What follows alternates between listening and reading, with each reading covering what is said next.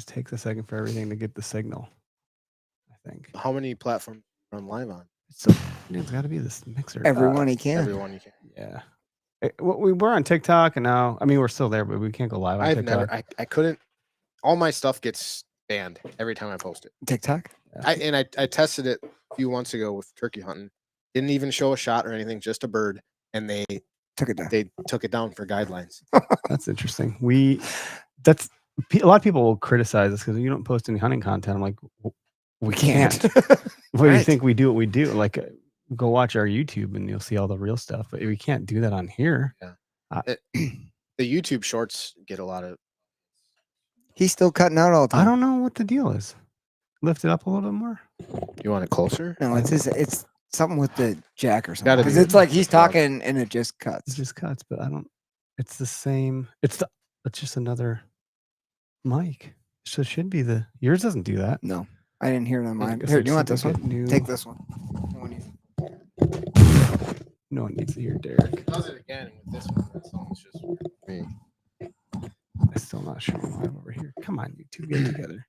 I just keep doing this until finally. Then I know I can go live. It could be just everything cutting out at the same time too. It really could be. Maybe there's 3 of us.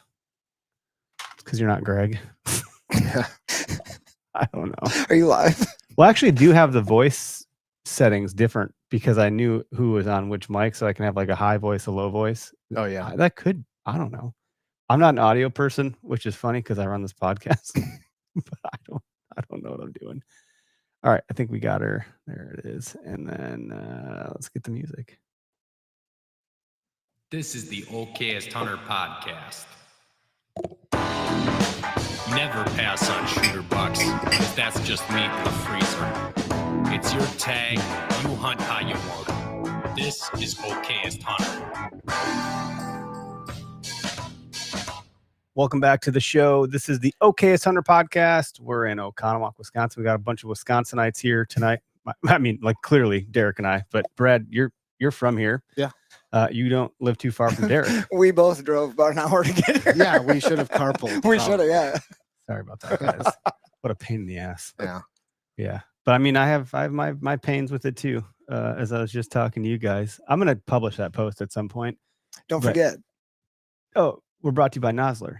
If you want your house cleaned, get Nosler. Because they'll clean house. I thought you were going to make some reference to the house Horses? cleaning. No, well, I mean, we Female could go down that path too. Shout out to Holly, my wife. You know, I actually think Working Class put out a shirt that says if your wife sucks, you can't hunt or something like that. Or, I showed that to my girlfriend. The other day. I forget what it says exactly. Can't kill big bucks if your wife sucks. Yeah. Something along that.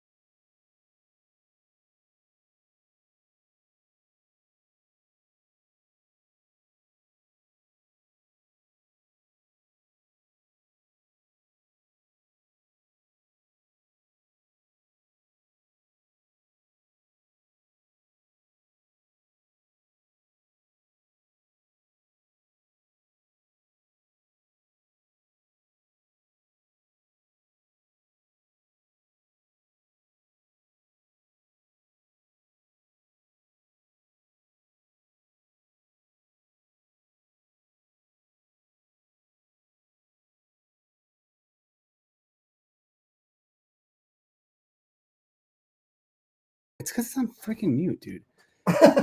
Dude, literally, I have done everything to make this work, and then it's just stupid stuff like that. And now the video's gone. Sorry. How many people are texting me right now? Can't hear your audio. Can't see you guys. That looks good. It's there. It's just not there. Oh, that was a weird button. Sorry, guys. Like this is my nightmare. This is every time I do this stuff. Have you started to sweat yet, or No. I just feel bad that everyone's like watching my house burn down as I do it here. I'm just gonna.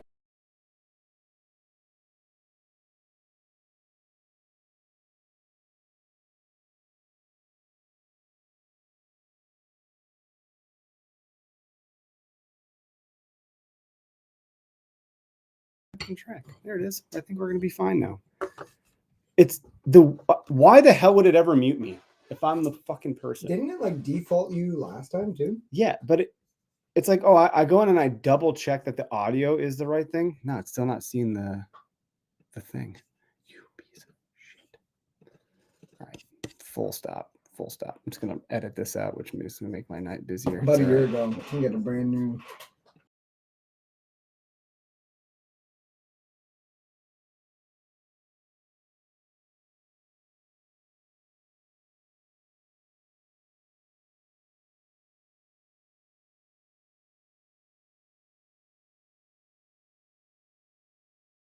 The room. I don't know if it's gonna recognize the right audio. This Roadcaster. Don't be afraid to say it. It's chicken cock. Not bad. And I'm not on mute. And He came down. We were going to do a turkey centric episode, and I didn't know what to get, but this is as close to turkey as they had. Like they didn't have wild turkey. No one wants to drink that. I think we're good. Let me hold on. Let me just get a feed from everyone. Well, Ashley seems like she's tuned in. Maybe Is audio good now? Question mark. I think it should be. I'm not muted. It's showing the proper channels. Let's just hope it is. Sometimes I don't edit these things out, and then I wonder, like, if people hate me when they're listening in their car. Like, man. Ashley gave confirmation. Okay, thanks. She's up and running. Thanks, sweetheart. Thanks for the compliment, too. You're doing amazing. See, wives. What the flip were we talking about? I picked up a small. Thanks, guys. For my daughter for her first gun. It's like, yeah, it's her first gun, but I wanted it. It was that Ruger, same thing almost that you're getting, but it's Savage. It's a 7.62 by 39. It's like the AK round. Oh, okay. We killed 3 deer with it this year. So it's working pretty good. It works great. Low recoil? Very low recoil. She likes shooting. Oh yeah, easy, super easy to shoot, and I mean at 100 yards, you can. That's awesome. Perfect gun for. Well, this is a good opportunity to mention. Like, I know I said we have 3 people here, but Brad Werwinski, am I saying your last name? Correct? That was correct. Oh, sweet. I didn't mess that up. That's Yeah. shocker.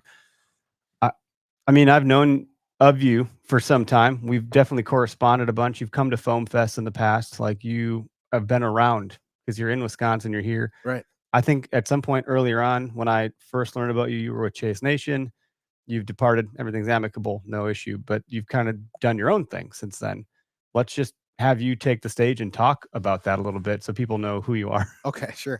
Well, I think I was trying to figure out. I think it's my 30th year hunting. Woo! Damn. Nice. You're not young, huh? No. You look pretty young though. No fried chicken. Yeah, I Yeah. shaved all the grays off. There you go. But yeah, so I've been hunting my whole life, and got into like filming a long time ago as well, with the old CD camera, and you could hear it like Oh yeah, writing dude, on the geez. disc. Yeah. And a deer would spook sometimes. Even. But no, I love to film, and did the Chase Nation thing for years, and I just like doing photography and video on the side as well. Mhm. I'll do like 4 or 5 weddings a year just for some pocket cash. And Pretty multifaceted because you also own your own business doing like. Yep, we do fences, decks, and sheds mainly. We dabble into pretty much anything we can if it's the right job, but like we do, like 40 by 80, 50 by 80, 60 by 100 pole sheds. Holy cow. Yeah, no doubt. So Jeez. and that's what we're doing right now in this miserable day. And then we had our lift break today too. Oh, a tire fell off. The lift. So hot. He's like, I'm done. I walked by your truck in the front. And I just saw a post hole digger. And I was like, somebody was having a bad day. Yeah. But and then my worker, I'm like, you want to stay? 'Cause I'm like, I gotta leave. You want to stay and finish some stuff? He's like, no. When he doesn't answer, he's probably like, all right, let's get out of here. But it was bad. It was a tough day out there. So pretty safe to say you got a bit of a creative itch to scratch with photography or building, whatever it is. You got a creative side. Yeah, I've always kind of thought, like creatively like that. I like to do my own thing. Heck yeah. It helps with kids, and so you can work super hard in the summer and ease into some time off more in the fall, which still never ends up to be how much you want to actually take. Every year I'm like, tell my buddies, like, we're gonna do the whole entire season. We're not gonna work. And they're all rallied behind you, like, yeah, this is great. And then you're like, like, I wasn't lying to you. I really did. Across the country. Yeah. But no, it's a good thing, and I really like to just work with people too, and I like when customers are happy, and I like just taking on challenges. And so the camera stuff's fascinating because, like, I imagine you're also doing the post production too. That's a lot of work. Yeah. If you're the one recording, you have a better idea maybe how you want to lay it out, but it's still a lot to go through. So one thing though is if you're the guy that filmed it, you kind of have a mental block of what happened. So cutting it up, in post is a lot easier and faster. But other than some guy just saying, here's my SD cards, and you plug them in, it's like nothing's labeled, and it's just endless film. Knowing what you have to work with right before you start. And that's when it gets tough, tough to post produce because you have no idea what's on it. But if you're the guy that filmed it and you can dabble in post, then it's a lot easier. It's a lot easier. Yeah. Well, so we work with Jace Martinetto. He's our production guy. And he had a younger fella, Caleb. He's not even that young. He's just younger than us. He's younger than New to the industry. He's a tree guy, but now he's a camera guy. And Jace just told me, like, I think yesterday or the day before, he's like, Caleb got way more than I thought he did. It's going to take a little bit longer to comb through all this. Like, there's a lot to work with here. So I'm really excited to see what happens with all that. But Jace's like superpower is the ability to create a story. And so even if I was involved, and I was on the fucking hunt. So I'm like, but he's going to spot things that even I am not thinking is of value, or also you forget about stuff. Yeah. Like, I'm watching some of the stuff back already. I'm like, I have no recollection of this. Well, it's funny meeting Caleb. So our whole OKS Hunter series is supposed to be like a joke. Like, it's The Office, right? Yeah, I've watched that. Like, okay, good to hear, because I would actually value your opinion on it. No, it's great. I got to go on 2 hunts with Caleb, the younger guy who does the filming. And I was like, what did Jace tell you? Like, how prepped up are you on this outfit on what we're doing here?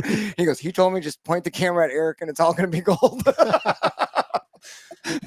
Yeah, I've heard that before. Keegan said he was asked, we work with the guy, Keegan Cadell, and he's like, people have asked me, like, is that Eric guy full of shit? Is he like fucking around on purpose or what? He's like, no, I wish that were the case. It really is like watching a train wreck. My mom's last name is Rakowski, so you would know it by hearing my last name be Clark that I'm incredibly Polish.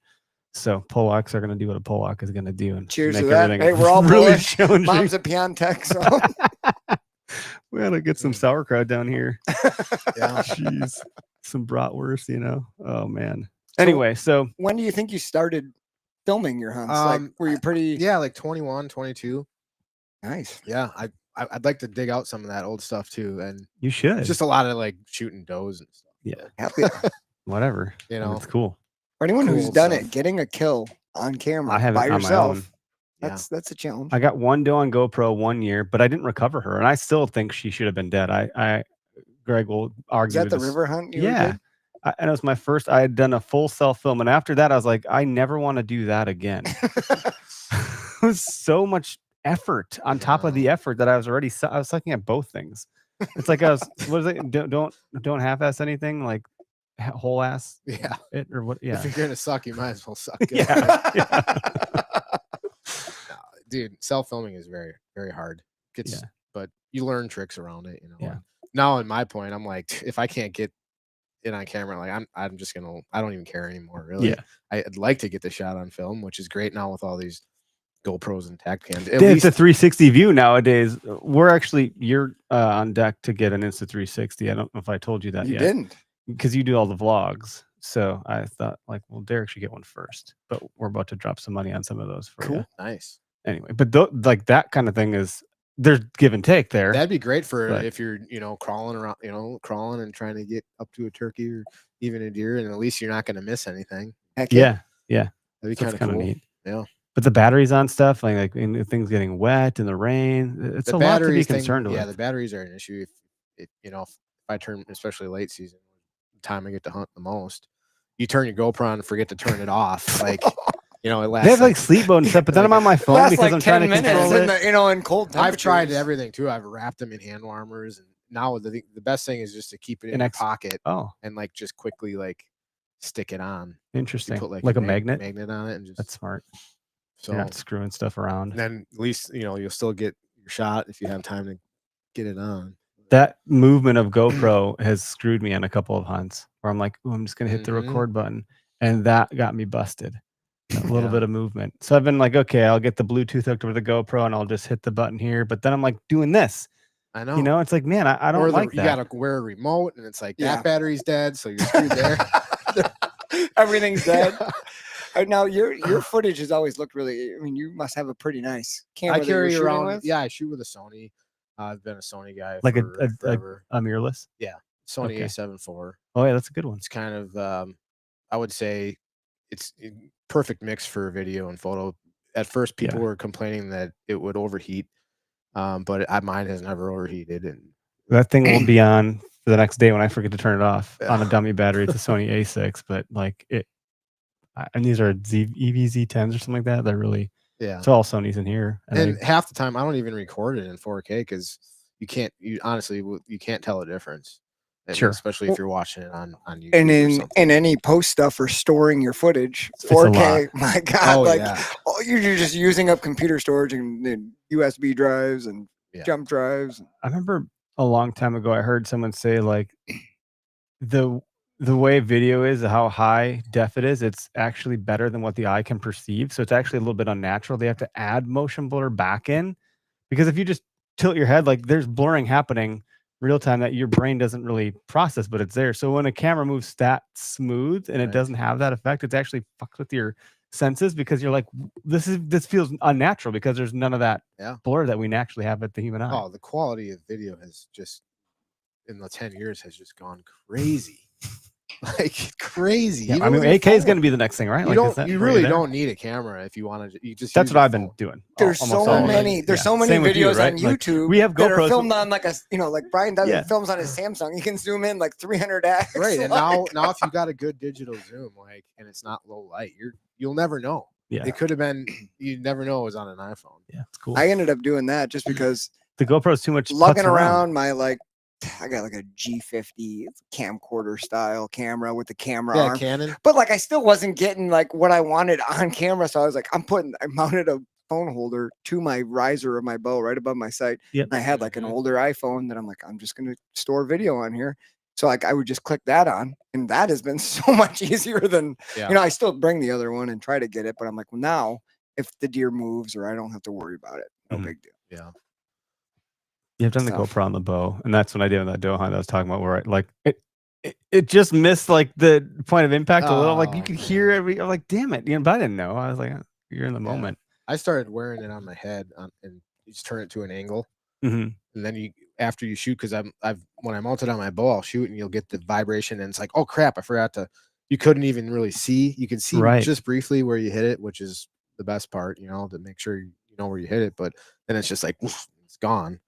So if you wear it on your head, at least it's kind of still catching everything. That's a when good you- point. When you move your hand around. So if you Smart. want to give Yeah. that a try next year. I have done the slow mo on like, so I have like one set up in the tree, and then slow mo on the one that's on the bow or my head, whatever it was, like usually the bow, which is so stupid.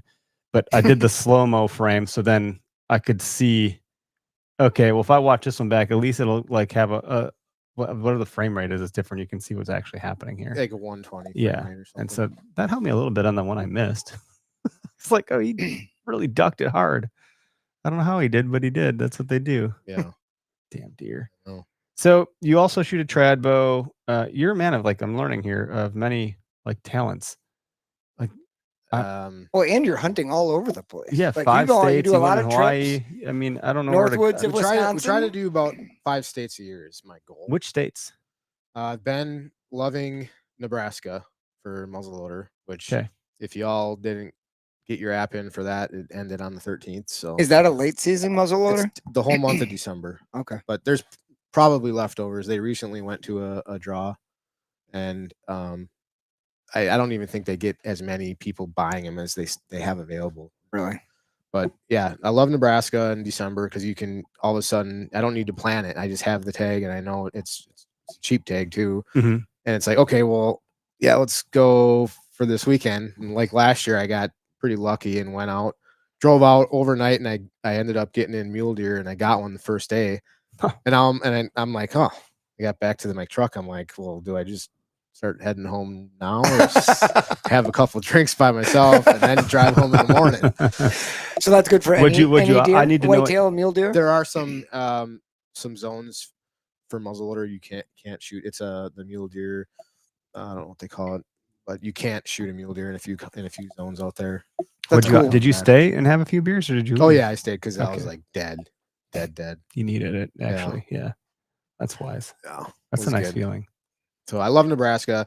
Love Minnesota. I've been going out there with some buddies for it's a shotgun season. Okay. Take my muzzleloader out there. We've been doing that. They've been doing it for a long time, and luckily they invited me up there. And ever since, I love going on that hunt. And that's like during the prime rut. Yeah, their gun season is like November 5th, So, 6th, something like that, right? Oh, dude, that's a total So- game changer. I went 2 days early and bow hunted before the opener, so I had a little bit of intel on some areas and stuff. Ended up, I have a great okayest moment for you that I told you to talk about. Let's hear it. so- This is the good time as any. All right. Well, I really love muzzleloader hunting late season. It's kind of my thing. I'll even use it for my gun tag, and I feel like every year I'm like, What do you love about I it? finally have it figured out. And every year that's what I think, but I don't. That's what keeps the allure. So last year I shoot a CVA, nothing fancy, like the I don't know which one it was even. It's like the second model up from. If Greg were from here, the he Wolf. would know, but we're not the guys to know. All I know is the Optima. it's the Optima. Is it that yeah. one? Okay. Super affordable gun, great shooting gun. As long as you clean, make sure you clean your stuff Mhm. at least a week or two later, and don't let it sit till the next year, and you still got a load in there. That's rough. It happens. Sounds though. like That sounds like you're happens. speaking from experience or yeah. something. Yeah. Yeah. Your barrels are pretty much shot after that. But anyways, I'm like, all right, I got everything figured out, tested around different rounds and powder. And I finally went to shooting loose powder again. And I ran out of my primers that I typically shoot. So I'm like, all right, well, I'll just grab a quick set of primers on my way up, is the Federal MZ primers, 209s, very common, and the more I had a feeling something wasn't right, because they're not a really hot primer. Like, they're fine for shooting, pellets and stuff like that. Mhm. But I'm shooting, the Blackhorn 209, which needs like a really That hot loose ignite. powder. Yeah, to get it And going. And I'm very meticulous in loading my muzzleloader every day before I leave to hunt, because of moisture, and I've had misfires on big animals. Oh, geez. and Bringing your gun from outside, like in your truck, to inside, like a cabin, So and then back now- out can cause condensation, dampen your powder. Yeah. if it's cold, I'll push my load out, run a thing through it, and leave it outside. I won't even bring it inside, and then I'll load it cold instead of bringing it in. Yeah, and that's then smart. I've had some bad misfires in the past. Yeah, Well, you wouldn't think of that with your rifle for like just a regular rifle. You bring it in because you're like, I'm bringing my baby in with me. Right. This is interesting. So I buy these Federal MZ primers. I go up there. I'm hunting the whole week, and I finally it was like the last day of the trip. I get on this buck, Mhm. and he was above me on the bluff, and I could hear him chasing the doe around. So I'm like, all right, well, and the wind was great, so I slowly started creeping up, get halfway, hit some grunts. I could hear him come run. Like he was trying to look, and we're pretty steep, so he couldn't see down. He was just trying to either, see a buck come running up or not. Well, I kept working my way up, grunted again. I could hear him. Here comes this really nice buck. I mean, dude, I don't know, 130 if you were to guess. Right? Hell yeah. There's something I'm shooting every day. Yes. He wasn't that big. And I'm kneeling next to a tree. He's like 20 yards from me at this point, looking straight down the bluff. And I'm like, oh my God, and it goes like the primer went off, but it didn't burn my powder. It was the craziest thing ever. And I'm like, oh my God, he looks at me and he goes like this. He's like, where's the buck? Stands there. I'm like trying to put a new primer in, and the doe starts walking, blows, she runs off. He looks at her and he's like, see ya. By that time, I'm like, and then, so I went that next weekend, I went back home and I just kept testing it. And like 1 out of 3 of the primers wouldn't burn my powder. Shit. What the hell? So you got to buy the Federal 209A primers. It's a shot shell primer, and they're the hottest. They're like the hottest primers you can buy. So if you're running, Blackhorn 209, I would highly suggest not buying just a standard muzzleloader 209 primer.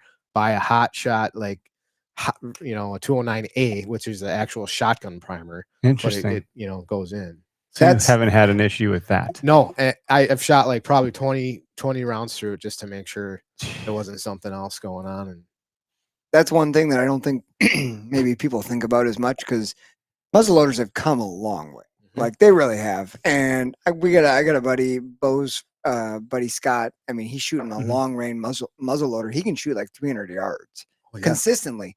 But like people hear that and you're like, oh man, it's just you can just do that. However, if you're really, really 300's a tough shot with if you're really, really, really meticulous with your loads and how you're doing things, it can be done. But it's not like Grandpa's old 30-06. You just run to Fleet Farm, grab whatever's on the shelf, and it's going to shoot. Like, it's not quite the same. I had a buddy who muzzleloader hunted with me up in the UP, and he had a similar thing. He literally, it was a really cold night, brought his gun into the cabin. We had like a fire roaring all night, brought it back out. Next day, had a 4-pointer or whatever it was come out, and he's like, it looked like a Roman candle. He's like, I pulled the trigger, it kind of burned. I saw my bullet fall out the end of the gun. He goes, it literally went boop. Bunch of sparklers went, and then boop.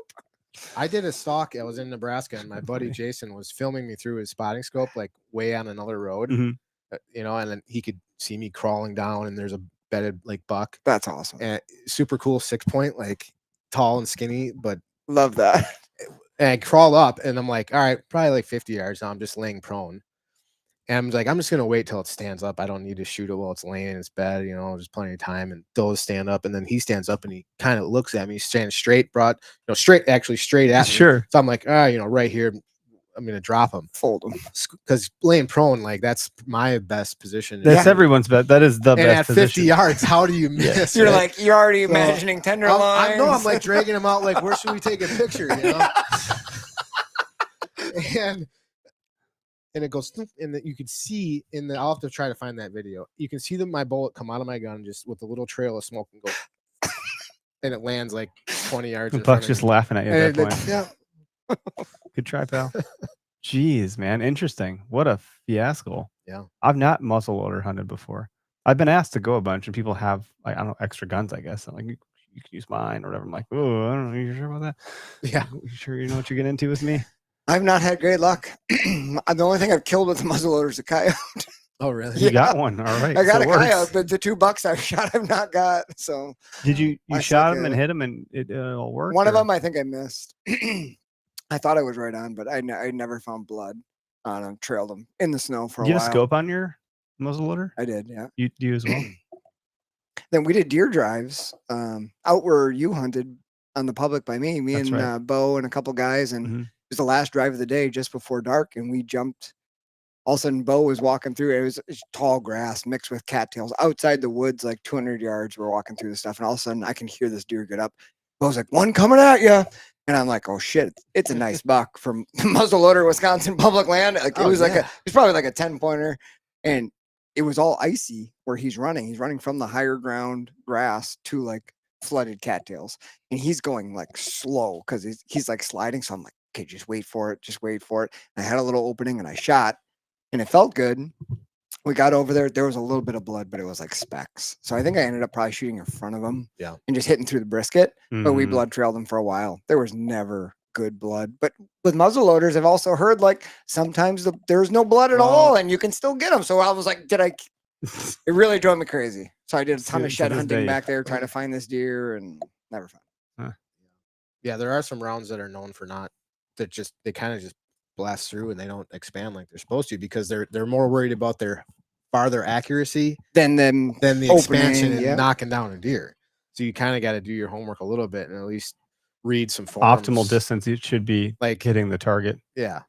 Yeah, I've heard Nozzle talk about like terminal performance. I think that's the wording that I've heard them use. Oh yeah, they got that shit dialed. It's fascinating. I mean, you hear them talk on our podcast, and it's like, how do you engineer that? How does that make sense? It's weird. Yeah. But I think that's like the whitetail country when it's designed really to. I mean, this is not muzzleloader stuff, obviously, but just it's all I know. So it's like, anyway, it's a whole different topic, but that's pretty wild, man. So Nebraska's one state. What were did we get to the other ones? Yep. North Dakota. I've been to now a few years in a row. I really love the country out there. There's so much land you can explore and get on, and even if it's out there, if it's not posted either per sign or online, it's huntable. So, but and you were doing that archery, yeah. Like early season, you had that one. I think you had a hunt on YouTube posted. I've got one on Chase Nation YouTube. That was a cool one. Was it in a canoe or something too? Yeah, a little kayak spot. Dude, I love that kind of hunting. It's like it does something more for me. Oh yeah, I don't know why. It's just special. Well, I told my buddy that you were talking about hunting around town and stuff, and I told him like I don't really hunt around home. Like I just like to leave and focus on the hunt more than trying to find a day to go hop into a stand here and just come home. I don't know. So I try to save those days I would hunt here and just bundle them into leaving for a few extra days, I suppose. It's kind of cool. It makes sense because then you can be in the hunt. Otherwise, you're in the tree stand 15 minutes from home thinking about the shit you got to do when you get home. You got to get back home. It's a different. It does help. My wife's like, "When's last light tonight?" And then you still got to climb down. You got to canoe back to the car. So when are you gonna be home? I'm like, working backwards. I don't know. Then you're not gonna like the numbers. So please don't ask. And then when daylight saving happens, I'm like, "Hey, I'm gonna be home earlier because it's dark sooner." The whole hour. Never works out that way. There's some pretty cool spots around our area to get on, water access land though. Yeah, and it's I don't know if you guys ever taken a train anywhere. I'm not talking about just like the Amtrak to Chicago, but you see parts of the country on a train ride that you'll never ever see otherwise, because these tracks go where no roads won't, and you're not seeing that stuff on a plane ride. I would argue the same for some of these waterways. Like you get in a water system and you're carving through territory that like you don't have to be. You could still be in this really developed area, and you're going to see parts of the terrain that make you feel like you are not in this area. And I think that's what I enjoy about it most is you're getting into this area where you're pushed back. A lot of these are pushed back to the riverways, so you're coming out from the other angle. Now I know it's becoming far more popular to hunt that way, so it's still a lot of work. Still more mitigated than your average hunt. That the guys are going up to the trailhead or the parking lot or whatever. If you're doing it on a weekend, you're probably going to see other people. Yeah. In this area, but if you're pulling that shit off on some weeknight, I think you're probably in. You're right though. When you hop on even that small, even the Milwaukee River, like out in Grafton and Cedarburg, like when you get on there and you start floating, it's like, man, I don't feel like you're in the wilderness. Yeah, I feel like I'm up north. It's pretty cool, and you do see, like I saw here in Oconomowoc, I'm hunting in some river areas, and one of the last hunts I had done, I think Caleb was with me, and there's some like activity in the water, and I just assumed like it's a muskrat. It's a freaking beaver. I was like, I would have never have thought a beaver lives in Oconomowoc. Right? I just didn't like. Have you ever seen a fucking beaver? That's pretty true. I've never seen a beaver. I was like, dude, this is a freaking beaver. I was like, That was more exciting than the hunt. I'm gonna trap here. Can I trap here? I'm like calling up Zach Hansen with OK Strap. I'm like, bro, I saw a beaver tonight. Tell me what you Can got. I get him? Do you think? Like, I thought the same thing walking some Iowa properties this spring. Do you know how to trap? Do you have your trap? no, but there's so many things I want to do. I think as the kids start aging up more and more, my wife made a post about Father's Day about how like she's getting jealous because like my bonds with the kids are getting tighter. It's because this is our time to shine as dads. Babies are babies. Yeah, they want their mom there. Women get like they sniff a baby like, oh, babies, and they get all freaking like crazy. I think it's like a drug. And the guys are like, okay, poops, it sleeps, and you feed it with your boobs. Like that's okay. A little jealous actually. And then they start to become children. You're like, this is my time to shine. Yeah. And so I'm getting into that groove now, I think. And I'm like, what else can I bring them out to do? And trapping feels like a pretty approachable thing by and large. Like you don't have to actually kill the animal, I don't think. I mean, probably you would in most cases. That's the idea. But also like there's way more woodsmanship going on there. It's not like I'm sitting in a blind telling them to shut up and stop moving. It's a different thing. And it's a great teacher of responsibility because when you have a trap, it's your job to check it. To go check it every 24 hours. Yes. Like this is what we required time with your children. No, we like gotta go. You could learn a lot from taking that trapping course and talking to some of those guys and even just from have you trapped? skinning, not like licensed. Yeah, no, it's okay. I know Tubbs has done a bit of trapping back in the day. I caught 2 mouse today, actually. So well yeah, done. that counts. Hey, I'm a pretty good trapper. I trapped a lot of Cheers squirrels to around that. here. I don't think you're supposed to That's a release win. them, but we did some squirrel trapping around the house. Yeah, we caught lots of squirrels and peanut butter. No, it'd be cool to get into though. Something that you could definitely learn some things. Yeah, probably if you got good at it, you could catch a lot of coyotes. Yeah, and you do need to take So a many course. There's coyotes. I'm sure there's a lot to learn that you get into that, like, if you're not prepared or educated in some fashion, you'd be like, what do I do with this? Or how do I deal with that? Or I didn't mean to trap this. Yeah.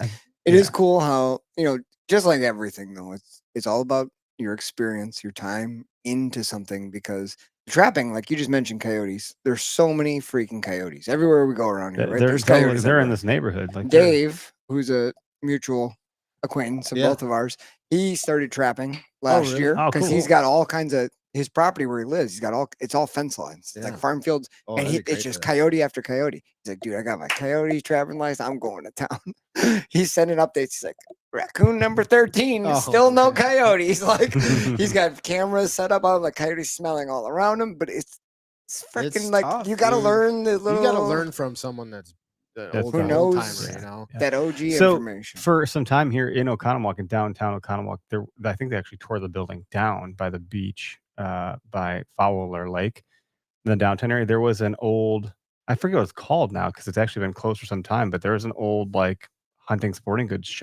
retail shop downtown, and I think like 80% of what he carried was trapping equipment and supplies.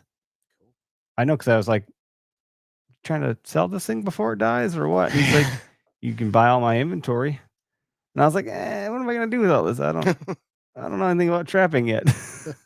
No shortage of muskrats around here either. Not at all. I remember going duck hunting with a buddy, and on our way out to the duck hunting spot, which is just like a big mud pit. I'm not sure what the deals with duck hunting yet. Have yet to experience what it's supposed to be like. But anyway, just go deer hunting. We pass all these dudes trapping muskrats, and this guy had like, I don't know if it was like a wagon or what, but it was a literal pile of muskrats that was probably like at least as tall as this table. And I was like, wow, how many you guys have? They're like, well, probably like 90. I was like, what do you mean? Are there any left? Like, is this a good day? Like, no, this isn't really a good day. I was like, how many fucking muskrats live out here? What do you mean? I feel like you've got all of them. What do you do?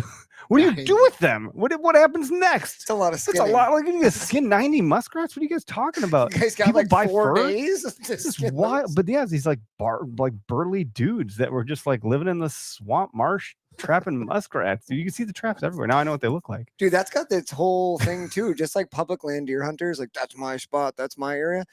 Muskrats, they're like, that's my slough. Like up in Peshtigo, when I used to live talking about up there, trappers? You talking about the muskrats themselves? I'm talking about the hunters, the trappers of muskrats, because like that whole area is all harbor wetland shit. And there there was like, oh, don't go by Harvey's area, like he'll fuck you up. Yeah, I His don't want to muskrat mess with a spots. trapper. I'm Yeah. not like those guys. They're old school. Like they might trap a human.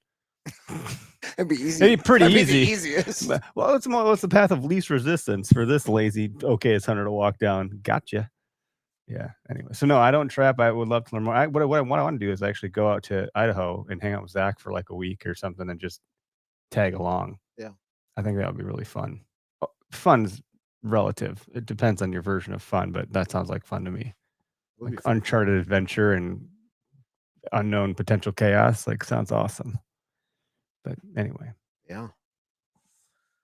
You mentioned you took your recruit on a black bear hunt. Yeah. That was fun.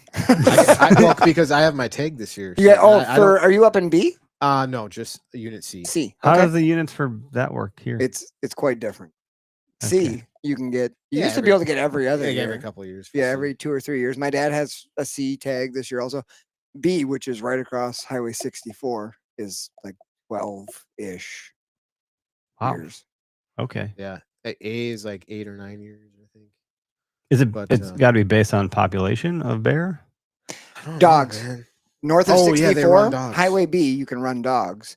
Highway C, or below south of 64 and C, you cannot run dogs. And obviously, anyone who has hounds wants to run their hounds every year. So it tends to be a lot more people applying. Well, it's better for the hunt members, to run hounds because they will identify. If you tree a bear with the hounds, you can go identify if it's something you want to shoot or not. And if it's not, you call the hounds off and the bear crawls down. It goes about living its life. People don't realize that about dogs. And they alternate every other year of who goes first. Okay. The sitters or the hound hunter. Really? Yeah. So what is it this coming year? I don't know. But it won't matter for him. I don't have to worry about it. So he doesn't have to worry about it. Hounds. All right. No dogs chasing. So you hunt over like a bait pile? Yeah. So what's your plan for that? How do you typically do it? What weapon are you bringing? I don't know what I'm going to take yet. Either the muzzleloader pistol or my muzzleloader pistol. I think that'd be cool. That sounds fun. Yeah. That would just trying to really make it hardcore. It's a double barrel. Okay. Yeah. Double barrel muzzleloader. Do you have a spot that you're interested in, or are you guys still I'm going up with a buddy, and he knows a guy that runs an outfit up there, and I'm going to trade some video and photo production stuff. Awesome. In trade for him, kind of getting me on a bear. So cool. It should be awesome. Yeah. Should be really cool. I'm excited, and I'm not looking for a booner. Like just any old bear. One of these guys. That's what I always say to everyone who goes bear hunting in Wisconsin. You don't want to drag a 500-pound bear out of the woods. A bear's a bear. Just get one.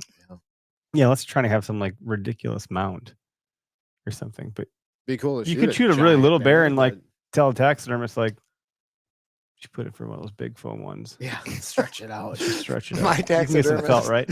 My taxidermist up in Carter. He told me I brought in my first bear that I got with a bow. And it was a decent bear for Wisconsin State, like 265 pounds. Oh, yeah. Which is a nice bear. That's a little bit. What is a big bear? 500? I mean, I'm pretty sure the average is only like 200 pounds. They just get fatter though, right? Like they're not getting like taller and shit. They're just fat. No, they get longer and they're just like giant raccoons. Kind of. but they get pretty freaking smart with baiting and with dogs. They get smart. Those old bears are very, very smart. I'm sure. But my taxidermist told me, he's like, what are you looking for a mount? I was like, I don't know. What do you think? He's like, I have this one for him. He's going to make it look really big. And I was like, well, he was a pretty like docile bear. He's like, well, it's a charging form. I was like, oh, geez. All right, let's go for it. Pretty docile So bear. now that's the one hanging up above my, like going down the stairs. My kids are terrified to go in the basement because this bear's got teeth out, claws out. Is it a full body or like half? No, it's just a shoulder. And that was before prices went freaking crazy. Because now, like any bear mount's over $1,000. My buddy Shane, that's another thing I'd love to do is taxidermy. Just try it. Oh, I had a buddy that got real into that for a while. I mean, he got pretty. His first ones were like, "What do you think, man?" I was like, "Oh, it's kind of weird." Good job. Supposed to smile at me? Yeah, good to see you practicing. was this the deer version of The Rock with that eyebrow? What's going on there? My buddy Shane Maddox, his dad is Harry Maddox. His dad owns a plumbing company down here, and he also has a deer farm, which is pretty neat because they talk about sheds. Like, jeez. Yeah. And it's also just fun to go see the deer and stuff. I haven't been there in a while, but his dad was the president of the Wisconsin chapter SCI for some time, and he's still involved with the organization. I don't think he's the president, but he's got a bear from some part of Alaska. I think it's a brown bear, and it's like I don't know, 12 feet tall, standing up. I have a picture next to this thing. I look like a dwarf. I'm 6 foot tall. This bear looks like it'd eat 2 of me. Right. It's insane to see amount of that stature in someone's home. Just like, look at this freaking bear. I should type in bear in my phone and see if I can find it. It's wild how big it is. But I've never seen a black bear. They can get big, but in my mind, I just feel like they just get fatter. That's why I say that, because I saw like a real big bear once. I'm gonna look for it right now. Have you ever dabbled in any skinning, taxidermy kind of stuff? I mean, I do like all my euros, and I'll cape out my Here it is. Sweet stuff, but I've never tried to actually mount. Oh yeah. Oh my god, that's pretty good size. Can I show the GoPro? Is that the zebra in front of it? You get it just right. There's you can see me shaking its hand, and it's like 2 leagues above me, dude. Huge. Like that was a while back, but yeah, and of course SCI. So of course there's a zebra throw right there, but the whole house is a trophy room. There's mounts literally everywhere. There's so many mounts that like most of them aren't even hung up. I hear a lot of people say that what's their dream hunt, and they say like big brown bear. So that must be a thing. I don't know if I'm into that, but I just want to get to Alaska. I know we sent y'all to Oregon, and I like all 4 more of that. But how do we get to Alaska? Yukon moose. Is like, what do we need to go do? Here. How do we get? What does that look moose. like? Oh, that would figure that one out, because that's been on my bucket Who wants list to partner with the 2010. OKS Hunter crew to go to Alaska? I guarantee it will be entertainment. I don't know how it's going to go, but I do know how it's going to go. It's going to go odd. But like your guys' Oregon, did you see the Oregon hunt? The fork and chicken? Yeah, that was cool. pretty cool. Very I thought. A lot of guys at work watched it. It was a lot of fun. I know. We need to see more of that. I know. That's the thing. It's hard to find time to do all this stuff and to send people to different states. Like, you want to go? Yeah, I want to go. Let me see if I can get your teacher. So like your time off is pretty limited. Like it's either during the time you get it off, or that's kind of it. To go to Oregon. Did you really? Like 3 unpaid days, and they were like, "Oh, I don't know about this." Yeah, well, there's only one that can do your job. So I was like, no one else is painting Fred Bear assholes. I said, my other boss tells me I gotta go. Jesus. Yeah, is he paying the bills? No, but he is paying for this hunt. He's paying for the hunt. Thank you, by the way. No, it's not even like that. I don't intend for it to sound that way, but it's cool. Like I wanted to go and I couldn't. Yeah, because it's birthday month in September for all 3 of my children. So that's like a tough one. You're never gonna go bow hunting for elk, are you, Eric? Probably not. I had one on the books, and then my son was born. No, you said it earlier in the show. Until they get older, It's about to flip, where all of a sudden they may want to be in the Rocky Mountains on their birthday with Dad. Yeah, that's gonna flip. That's how one my day. daughter is now. She likes going hunting. So yeah, at some point that like I have a daughter who is smarter than I am, and I have 2 boys that I'm certain are gonna be stronger than I am, and probably smarter. But they'll be able to like help me. You carry it out. I'm old now. My knee hurts. I don't know. My back's rough. I can't sleep good. You do it. Strapping young men and women. Oh, we'll see. That would be ideal. Yeah, it's good stuff. And then all the filming stuff that we talked about before we hit the record button, but that stuff's pretty neat because it's a time capsule.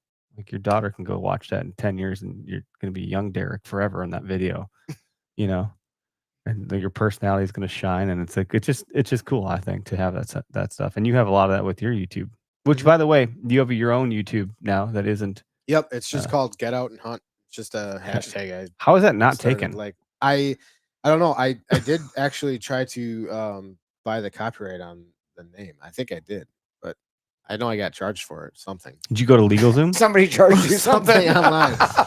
And then I got some online legal thing to copyright. Zoom, probably Zoom. And I did it, and then I think it's called Zoom, like it was supposed to be a one-time thing, and then a month later, like there was a hidden box to check to like for extra protection. Oh yeah, you definitely use LegalZoom. For $49.99 every month, we'll protect you a little bit extra. Right. Yeah, I'm and we like, do have "No, to I don't update it think every I need year. that." That's how that stuff works. We have like an actual we use LegalZoom to like file LLCs and shit, and then you bring in an actual attorney, and they're like, "Don't fucking do that ever again. They didn't do this, they didn't do that. It's a scam." I'm like, "Oh, well, I'm glad I have you. Maybe you're scamming me. I don't really know what's going It's on." all scam. But yeah, we have some copyrights on stuff. Yeah. But just by simply having it out there is actually a copyright in and of itself. So like you have right of I don't know. I'm not a lawyer, obviously, but there's some technical shit that goes into just having it out there. You kind of win just by being the person doing it. right. I think that's true. Because eventually another one Unless like, someone this has guy's already got it. a lot more money and they really want that name, they can have it. Yeah. Which So- happens. That happened to like some friends that own companies. They're like, oh, this big company decided they have that name for some product that they used 10 years ago. They're going to turn it back on because we recarved the market out. I was like, what? Crazy. We don't have the legal power to battle that. So we're just going to change our name. I was like, wow, that's disgusting. The industry is cutthroat. Yeah, Get out and hunt, though. That's yep, a good get out name. and hunt. I do some shorts and some full videos, but I right now don't expect to see anything because it's working season for me. You know. Yeah. I do have some cool stuff from the trip from Hawaii to put together, but see if I have time to get on that. I still haven't even unpacked my bow case from like 3 weeks ago now. What are you going to unpack in your bow case? Your bow's in there. What else? A Gotta go lot. shoot your bow. A lot of stuff in there. Well, when you're traveling to Fine. Hawaii, that bow case becomes it a. weighed 49.9. What are you putting in your bow case when you travel? I could show you. I'd a like to video just of know. what- I'd like to hear some Spotting of the stuff. smoke. You have my so intrigue. my bow case has my jet boil, a cooktop, first aid kit, vinyl harness, range finders, sleeping bag, in your bow case? tent sleeping pad, and then 2 sticks. What bow all case my do you have? arrows. I think it's a Pelican. It's like a hard case. It's a hard case. It's locked. It's a flight for it's a hard flight. But case type. I wouldn't have thought to stuff a bunch of shit in my bow case. As like much this as is. you I've been like, there's my possibly bow. can. My gun Which I case didn't- to Oregon. did you guys had do this? I had tripods. But what's the purpose spotting- of that? So then you just clear TSA with one fall swoop, or no, you're not clearing TSA, but you're checking Well, your bag yeah. up to X amount of poundage. That's so you're it. like, why did I never ever storage have this thought space. about just putting other stuff in there? And I've you never had could to do do that it. without flying too, but This it'd is be true. great. I didn't think about this either. This is like a new learning for Eric Clark. I did Yeah. not have any. I was like, what do you mean you put other stuff in your Throw bow? it It's your bow. all in your It's a bow bow case. case. You Oh, can like- only put your bow Like in I have there. a one train, like it's a one track mind for me. Like your bow goes in your bow case. Yeah. Do people put other stuff in their bow case during hunting season? Yeah. Like what? Dude, some of those are fucking vending Everything. machines. Shut the front You're a door. snack guy. You fill that thing with candy bars. Dude, my bow has my bow in it. Like my bow case has my bow in it. There's nothing else in You're there. wasting all that extra And my room. release. And even that's like, I'm like, better get it in there, right? Like it's it's a hard case. I don't know. Fun. Yeah. under the foam. I've got all my Under bow the phone, even this tools. is like, I've are you got hiding broad- drugs in there? Under the foam. Jesus. Yeah, I mean TSA, they're gonna check that. They're gonna be like, he's got drugs in the tire. No, under the foam, I've got all broadheads, fuel points, my kit with all my Allen wrenches. That's a good and spot Allen to put your keys for field my tips. bow. Really? Yeah, otherwise they fall over. I just leave that shit out in the open. Some of like the can do Allen that wrench too. and stuff. And I'm But like, if you got a sleeping bag in there, you're not gonna have too much open space. Yeah, this is it's a packed. revelation for me. I'll send you a video of how I had it packed. Like Yeah. an unboxing video. He's Yeah. gonna do an Yeah, unboxing. it's like a clown car, but it's a bow case. And then What else is coming out of Just this keep fucking pulling thing? a chair. oh, seriously. You know what else fits under the foam? Fuck the foam. We got Stacks more of room. stacks Well, of I hundreds. did fuck the foam on mine. I Yeah, took see, it you out can fuck the 'cause foam. You have so much stuff on top. You Shut don't up. need the foam. You need the You're foam to taking pad up your two- bow, You're don't taking you? up 1.5 inches of space. If you man. put a sleeping pad down there, that's the foam. Efficiency. Dude, I have never. I actually put a tree stand in my what tree my- stand fit in the your little bow the case? 0.5 lone wolf, but I had to take the side Really? bolts off though, and I had it packed in there with everything, and I flew it to Hawaii and hunted out of a tree stand. Holy crap! Because otherwise, Hawaii because if you tree don't stand do that, hunting. how would you pack? You'd have to put it in like a bag, right? And then check another Yeah, bag. You're another just basically bag. checking another I bag. want to check one bag and then carry on one bag when I go on a trip. So that took a little. Men are bit. That's like some stubborn. We're hardcore. That's a next level Tetris exercise. That like And every time you do it, you're You got one more piece in there. I know it worked before. I can get it. Take it all out. Try again. Jeez. No, this is new for me. What are you packing in your dump pouch on your saddle? What goes in there? Your ropes, your lines? Dude, I've been bringing less and less, actually. I try to bring as little as possible. Yeah, I know, lifting it because he down. doesn't snack. Don't tell me you don't snack. I mean, if there's room for Snickers bar in my pocket, that's it. See, the mini Snickers. That's all you bring is a If mini. it's a hot day, it's gonna melt. What are you gonna do with that? We're gonna put that If on your it's a body. hot day, you don't need food. No, you're not fine. snacking. You're not snacking. You're hunting. I'm See, always look, snacking. I'm so happy I got somebody who agrees always with snacking guy. Like I am. I just like gotta have an activity. Yeah. Adam, my buddy, he brings like an Nalgene, like an 84-ounce Nalgene of water. I don't bring. That's like I 8 won't bring pounds. water though. You bought this lightest stand on the market, so you can bring 8 pounds of water. Drink it at the truck. Carry it in your gut. Yeah. You're good. I'll crush an energy drink before I go, and then I don't have any water at all, which I will often regret if like shit gets weird. I don't ever bring. But I don't bring water. It I don't depends know. on where you're going. You know, That's true. And if you're early if you're season, walking and it's you're hot. just into I think water is like a nice idea, but like food's a must. I'll drink bug spray if I have to. Food doesn't weigh as much as water weighs, and water's like annoying. How much food are you packing on a 16-inch sub? On Not a a big 4 one. hour Like on a 4-hour hunt?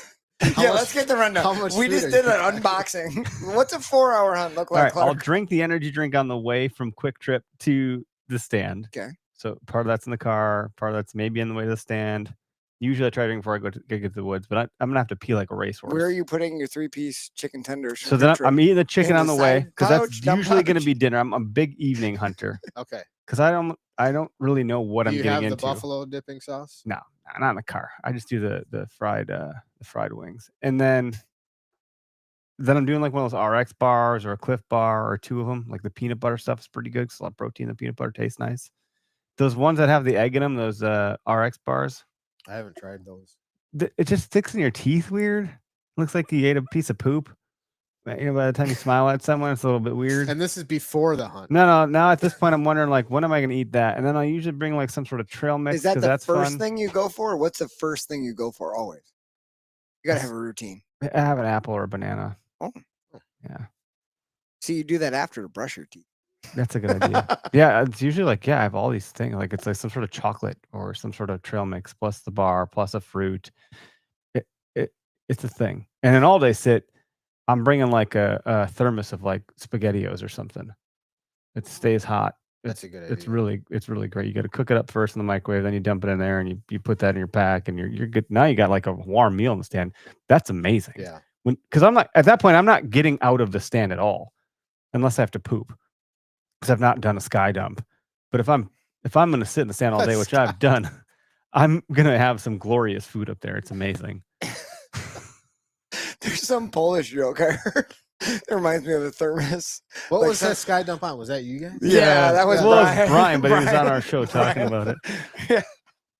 There's some ridiculous Polish joke about a kid who in school, a Polish kid who sees his teacher eating out of a thermos.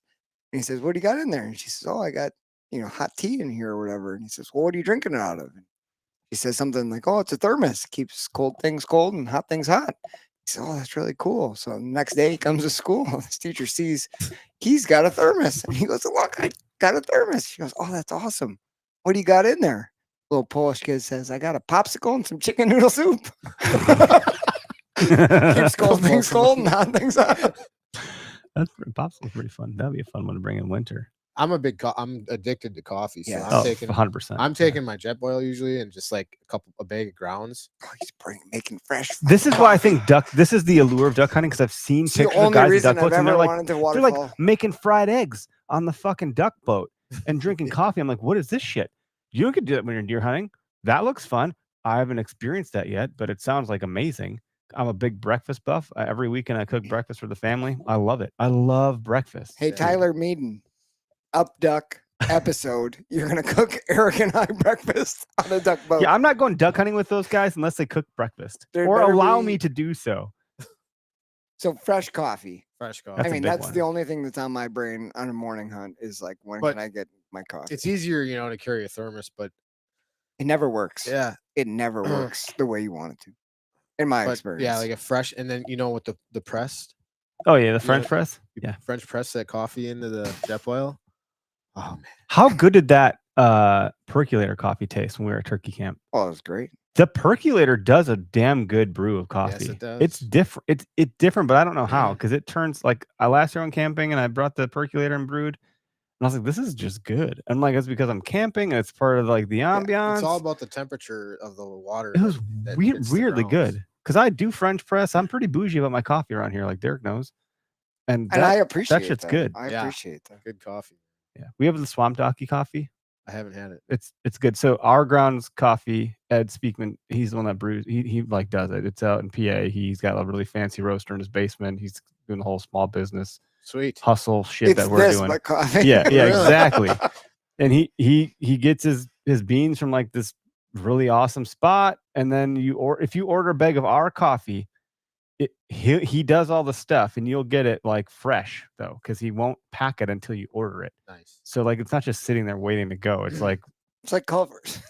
And I've been buying this coffee. I don't know where it's actually made. I think in Milwaukee, but it's like it was brewed. It tells you on there with a date Mhm. of when they made it, roasted it. One of my wife's good friends, Kate, who's not listening probably, but if she is, shout out to Kate. She might be. She was a roaster for a local coffee company. Like she was a stay-at-home mom, Mhm. and then she would like do that a couple hours a day in the morning, and then like at Roast night. it. It She was smells like, good. and I was like, tell That'd me be what cool. you. I was like, tell me what you It's know. another cool thing. Teach to me learn. what you know, because like you're gonna learn shit that I don't know about coffee. I was like, tell me everything you know. What's the good? I've what's been the a good big fan stuff? of light roast for the longest time, because it just has more flavor and more caffeine. And I'm all about, like, if I'm gonna drink, I want the booze. Not just drinking like the beer tastes fine. That's fine. But if I'm drinking, it's like I have a purpose here. If I'm drinking coffee, I have a purpose here. I'm not gonna drink decaf ever. I never have. I don't see the point Unless of that. you're really thirsty, and It doesn't make sense to me. you know, I drink coffee to fall asleep. Are you crazy? I could fall asleep. I could have a cup of coffee and then still go fall. to Yeah, bed. I'm fine. But I'm almost 40 now, and I think the light roast is more acidic, and I'm getting like some heartburn problems. That's why I almost yacked in my mouth the last 2 podcasts ago. I had a sip of coffee. I was like, "Ooh." That I messed you choked up on my for like own- an hour. dude, it was terrible. I puked in my mouth in the fucking live podcast. See, I'm from turning drinking you. coffee. I'm turning you on to the Quick Trip. But now the dark roasters, roast, the dark roast, is Kona what's up. dark roast at the Quick Trip It's delicious. roaster. Yeah, But our coffee, we have a light roast and a dark roast. We have I the don't wanna shooter buck say- and the swamp donkey is the dark roast, and that is the shit. That's got like the grit, the flavor. You like this is the. I Yeah. really do think it's probably what Grandpa drank, because I'll have- Grandpa didn't. There was none of this bougie coffee shit back then. It was like you fucking brew the coffee and you get what you get, and you don't put up a fit. if there's any left. Yes. You pour what you need because there's more over here. I'm thinking I'll be all right here. It's pretty delicious stuff. I'm glad I'm working on you slowly. I don't want to say I told you We so, know you are right about that. but I told you so. That coffee thing at Quick Trip, I didn't know it. I didn't understand what it was. I thought it was like a frappuccino. Oh, maker it's or scary. some It's bullshit. intimidating. Yeah, but I watched a lot of people make coffee on that before I went up there and did that. what's happening over there? Yeah. I wonder Fancy how many- I machine. wonder how many people you've educated. I've only pressed 2 buttons. That's it. So when you're hunting, I didn't, because I totally botched the intro with all the audio bullshit. Latitude and Rack Hub and Quick Trip and Gerber Gear, all partners of ours. Latitude is about to be in the precipice of like shit's gonna get busy, because I don't think anyone cares about a saddle in the middle of summer, but you want to start practicing, you want to get used to your gear, you want to start throwing that stuff up. I've hung my sticks on the tree in the front yard because my daughter's now become obsessed with climbing trees. So to help her, I just was like, well, you know, you can climb the tree on your own. Here's some climbing sticks. So she's been loving it. It's been quite awesome. What are you hunting out of? I don't know your setup. You talked about a lone wolf for a second I've there. got like I'm not one brand of anything, you know. So I've got tons Which of is stuff. how you should have a tool for. Derek is not either. Yeah, It's I've got like, this is everything, too. you got the tools in the toolbox for different situations and scenarios. So Yeah, we're not. Our I'm sponsors are a- really cool because they know that people live their lives and do other shit. So we're not gonna be like, you only have to use this one. I mean, you know, when I hunt in Wisconsin, I usually carry like just a hang on with 3 steps or 2 steps and Okay. a hater or something, just light setup. And sometimes I'll just climb a tree too. Like just I've done walk- that in the past. Walk with no stand. I mean, but yeah, I do typically I'll hang a couple spots, you know. Mhm. move them around, and I won't really leave a setup out, too long in the same spot. I do have some permanent stands up, in the national forest up there. Because you hunt northern Wisconsin too, right? Bayfield County. Yeah, that's tough hunting And up there. we just leave, I leave stands out up there, cheap ones. Come back to them, check on them, and make sure they're safe. Just get your sticks and you climb back up. I just leave, leave everything there, and sometimes just leave the sticks on the ground. So if someone walks by, they can't see maybe the sticks. Bold move there, Cotton. But you don't run into a lot of people up there. It's up different. there, yeah, down here, be gone.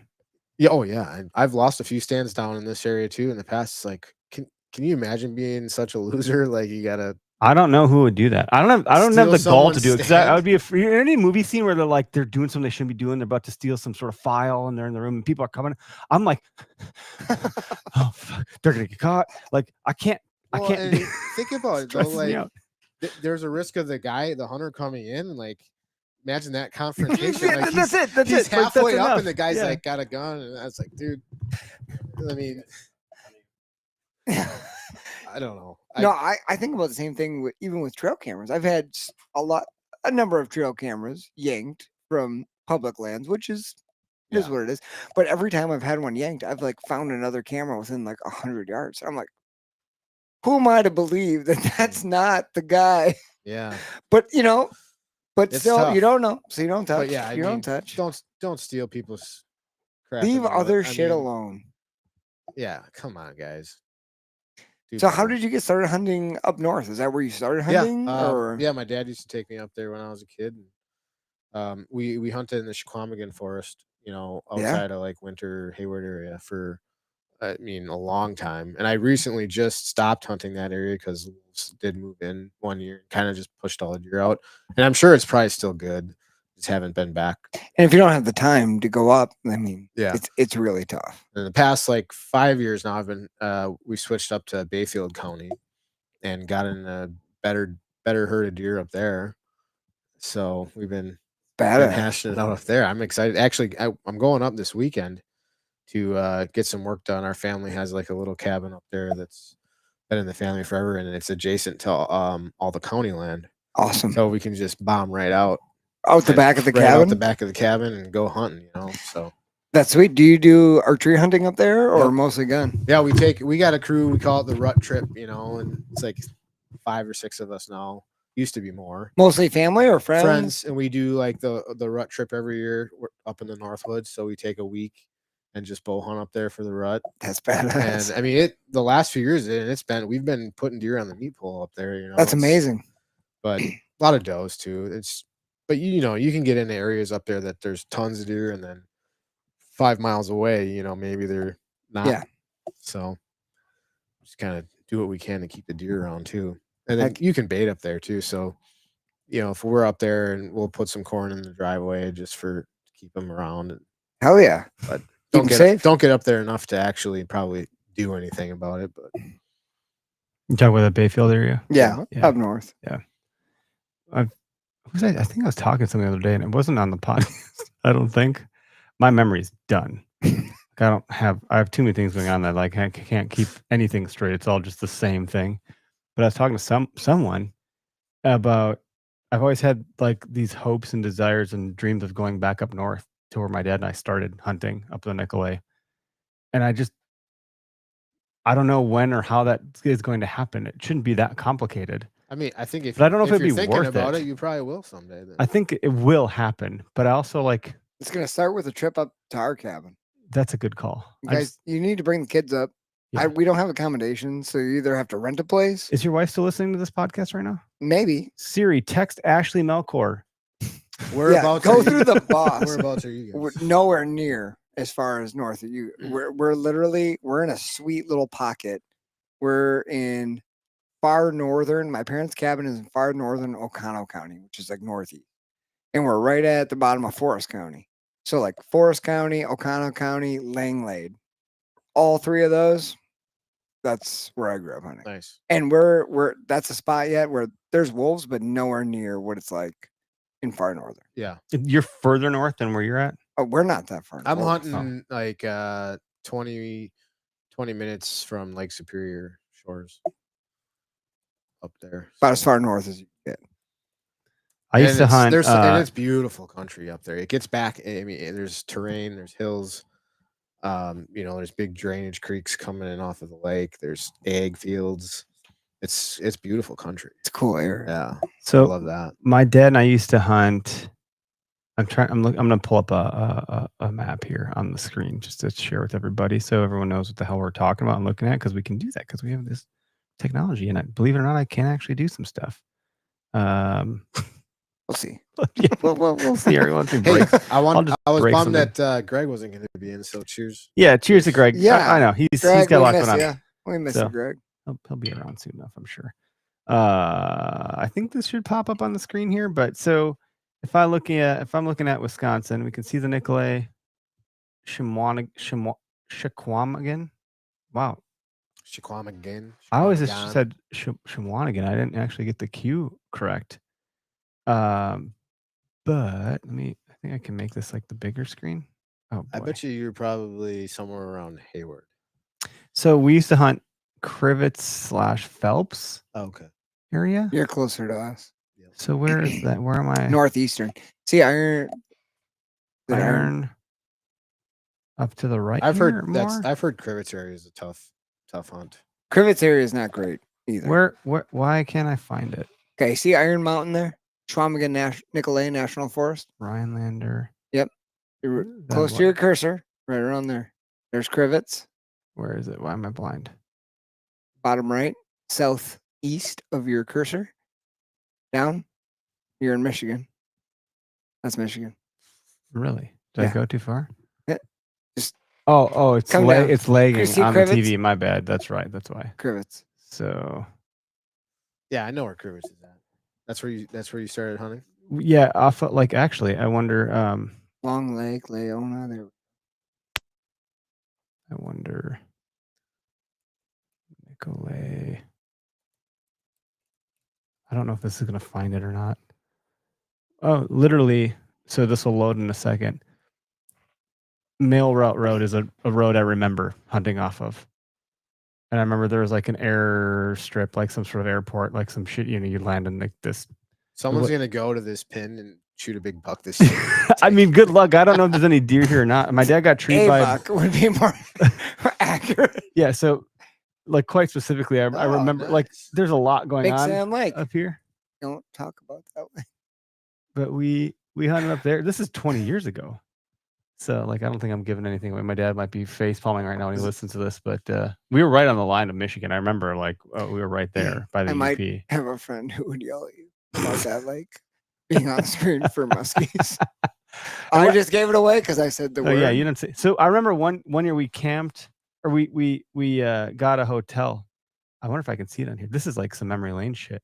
It may have been the Lakeview Lodge. You want to know? Dude, do you this want is to know it. the name We of the literally road? stayed at the Lakewood Lodge, and I have a picture of this on my phone somewhere because back then I think I had a BlackBerry, and I took a picture, and it said, "Welcome to Phelps. You can now turn your clocks back 20 years because nothing has changed." And I was like, "Holy shit!" And it was like, there's some restaurant in town here that had like these pancakes that were like bigger than plates. And I was like, a teenage boy. So I didn't heed the warning of my dad of like, you're not going to eat all those pancakes. And he was right. They were way more than I can handle. I did not eat all the pancakes. It was way too many pancakes. So I have some fond memories, and there's some lakes up there. It's beautiful. Oh yeah. And I mean, in fall, you're looking at this lake and it's pure glass. You're getting a perfect reflection of the fall leaves. A lot of the lake is covered in the leaves.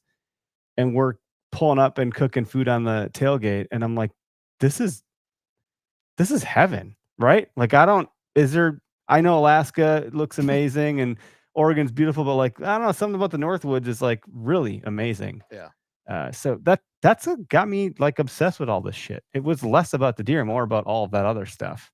And then the deer started to really hook me in over time too. So now it's the whole picture. But yeah, anyway, so I'd love to go up to your cabin or get back up north someday. I also know that I need a truck because those logging roads are no joke. Yeah, they're Well, better than they used to be though, because snowmobile clubs come and fix them so they Really? can ride through them. We had a spot that you could barely crawl through, and one year it was like you get oh, like a there's trench or something like that, and your tire gets stuck. Like you got to ride that thing all the way through till it pops out. And then the next year there's cars parked where we were, the previous year. It's like, God, Jeez, interesting. totally just bombed. Well, it's not bad for the guys with the cars. My dad had this old Dodge Mm. Ram Charger. It was like a four barrel carb, like 350 V8. And we'd get into some shit with that. Like there's down trees we're like basically running over. I was like, holy hell. That's like my childhood memories of like the old logging roads. And like the ones that went on for a long way and had a bunch of turnoffs. Oh. Like if you didn't get up early enough, you got stuck behind old Billy or whoever, there would be like 12 cars and they're all like it's opening day. And they would peel off one way, peel off the other way. Tony said I should edit that part out. I don't know. I mean, like, look, that was 20 years ago. There's no, we didn't get any damn deer. So like, trust me, that ain't the spot. Don't go to that spot if you want to get something. That's not the spot to go. Hunters are not necessarily flocking to northern Wisconsin. No, and that's just it. We flocked away because like there's no deer. But you haven't had that issue. We're not. I'm not up quite as far. So we talked about this on previously. I talked to it with someone else about how guys that hunt up north are kind of so used to just going up there, going to the same spot. Yeah, and then. Literally the same ladder stand that's been there for 25, 30, 40 years. Deer know that's there. Like they're going to look at it probably. And so anyways, or there's not deer and they're like, oh, there's no deer. But, a couple miles maybe away, check it out, check some spots out. You might get into more deer. Yeah, you might. People but I don't know how to break down like the spot that you hunt locally-ish. Like it's such a big tract. I'm like, I have no concept how to break tracks down yet. That's a whole different ball game. I was way in over my skis when I was like, oh, I'm going to go off and find my own spot now. That didn't go well. I couldn't find anything that made any sense to me. I could have been in the good stuff or not in the good. I didn't know. I have no idea. So you go up north and you just see timber on maps everywhere. Yeah. You can look at topos and stuff, but I don't know. It's until you get boots on the ground and you actually find real stuff over years and years of like collecting data. I don't know that you can pull it off with a little bit of luck. Yeah, doing it, pre-digital mapping would have been tough. That's what we did back then. Microsoft Terra server. We didn't have printed that. off maps. Yes, and I used to carry them into my room. It was carrying them, posting them up all over my room. I thought it was so cool when we finally had like an aerial one. Yeah. Like, wow, this is different, not just the lines for the topo. It's I remember you'd have to have like a map man in the passenger seat. Where are we? I think we're about here. But you don't actually know. You're just kind of like, this looks about to be this. I really think that people who hunt the northern part of Wisconsin, if they got a little bit more interested in still hunting, could do quite well. Oh, like the trackers of Maine. If you just move for gun season. Yeah, for gun season. If you could, with a rifle in some hardwood timber or near hardwood, I really think that if you focus your time onto still hunting and just being able to slow down. There's always snow up there. When you need to slow down, well, even if you didn't have snow, just knowing when to slow down and when to speed up and to move. If you're not in deer, don't sit the same spot you sat 20 years ago, but like move around and just know. If you really studied that, I think that'd be, it is a wildly effective tactic for a lot of people who do it. You're tracking. Yeah, kind of. You want to pick up a track. Yeah, well, that's what we love in the North was if you get fresh snow, you can hop on a then track. You just feel like you got the cheat code. You can just keep going until you finally fail enough where you're like ready to go home. But at some point you'll run into the deer. Yeah, you will. You'll pick it up. But if that's how you get better, just keep trying it. Yeah, slower and slower. It's fun when it comes together that way. It does. There's an element there to being up north. I don't know. So I imagine I'll end up there. Just even if it's just for shits and giggles. Like I don't even need to get a deer. I just being up there is something. Having the presence of danger of wolves and bears and vast terrain where you're like you get turned around. Which by the way is like a problem for me now. I'm aging up and I'm getting worse at land nav, which is concerning. I recognize it. I have enough self-awareness, so I'm getting worse. I used to be really good at this shit, and I'm like, I'm not. Greg came up not too many years ago. He probably came up like 4 years ago and hunted opening day up by us. How did he do? Did he see anything?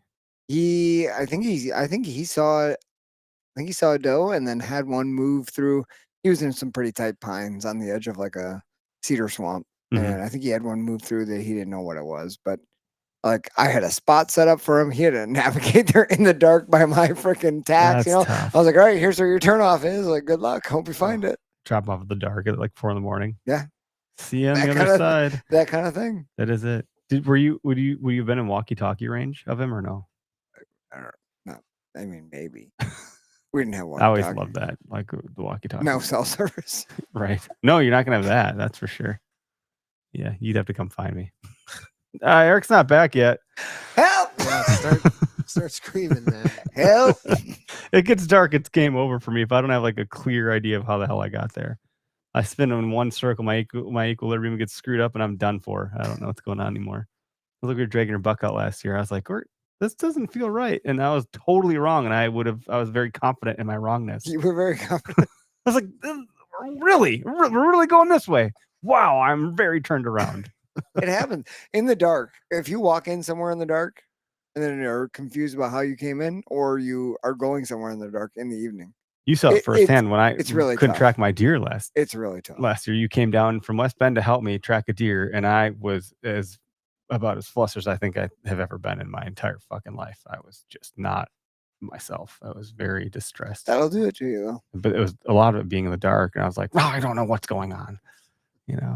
Stupid deer. Yeah, it's tough. It gets tough in the dark, no doubt. We've had a couple buddies that have gotten lost before too. It's always funny because if you find them, it's fine. Shoot on the walkie-talkie, dude. My walkie-talkie's about to die. It's honk the horn. I'm like, did you honk? I'm like, yeah. She's like, shit. I'm like, panic level 10. I'm like, shoot off your gun. I hear like, I'm like, oh boy, you got a ways to come. Oh my God. He made it back. You better How start many a fire. seconds ago did you shoot that? You better start a fire and hunger Yeah. down. We'll come find you. That was back in walkie-talkie time, which wasn't that long ago. No, it wasn't. 10, I think those would still be an 15 years ago. effective tool to have for these scenarios.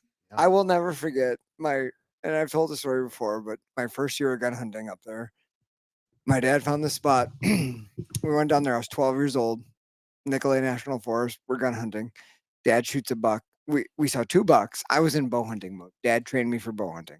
Wait for your shot, blah, blah, blah. I'm like watching these 2 really nice bucks through my scope.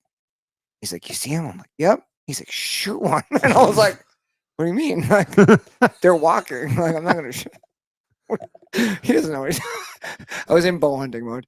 So eventually, like, they work into this thicket and there's a big blowdown. And I lost him behind a hill. And he's like, there's one right there.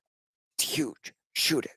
And he's like grabbing my shoulders and putting me Oh on my it. God. And I'm like, it's standing still looking at us. I can't see it. Its back is lined up with the blowdown. I cannot see it. And I'm like, Dad, just shoot it. I don't know where it is. He throws his gun up, boom, shoots. Deer runs off. He goes off, tracking it after a little while. He's like, I gotta go track it. Keep your gun on this lane, go track it. He went off and tracked it, and he told me he'd be back in 10 minutes. It was like 3 hours later. I had heard gunshot after gunshot. He didn't come back. He just got on the truck. He jumped the deer and he just kept going. It's his first year hunting with me, right? Yeah. It's my first year hunting with him. So like he kept going. So eventually he came back. I was a little freaked out, but he didn't find the buck. Oh. But he was like, I know this deer's dead. So like we went back every day to that same area. And after season, the one day he packed a lunch and he took his compass and he's like, I'm not coming out of that swamp until I find that buck. And I was like, Mom, you're gonna let him do this? And that's like that showed me like this is what you do. Yeah. And he went out there and he found it not far from where we last had blood. Holy That's shit. awesome. We thought it went this way, it went that way, and he found it. But I was like, So that little why- moment of like, I wonder what that felt this like is for what him. you do. I wonder like, what he felt in that moment of I fucking found Well, it it. sucks because he knew he killed that thing. He and knew. couldn't- Yeah. and that's why he kept going after it because he knew it He was knew like it was- he yeah. knew it was like hit. But you were panicking. I was. You thought freaking your out. dad like got I shot or thought he something. got killed for sure. You're hearing 12-year-old. gunshots. I probably He's not heard like coming back. 15 Dad's not shots, coming back. within the area, and I'm like, oh my god, he's dead. You've Yeah. seen too I many finished movies. him off. You just watch like Assault on Precinct 13 or something like that. But I went back every day, and I just like remember thinking like, holy shit, like he's gonna find it, and like that just stuck with me. Like you do what you gotta do. Yeah. Do whatever that's you gotta great. do. I'm separate topic.